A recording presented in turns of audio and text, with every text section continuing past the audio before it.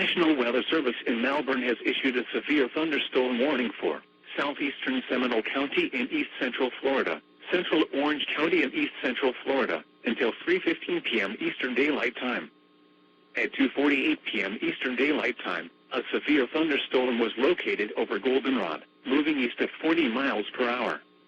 Hazard, 70 miles per hour wind gusts and half-dollar size hail. Source, radar indicated.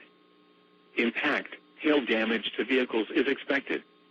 Expects considerable tree damage. Wind damage is also likely to mobile homes, roofs, and outbuildings.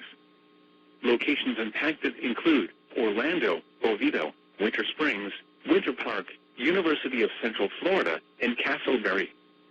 For your protection, move to an interior room on the lowest floor of a building.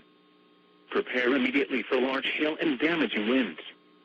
People outside should move immediately to shelter inside a strong building. Stay away from windows,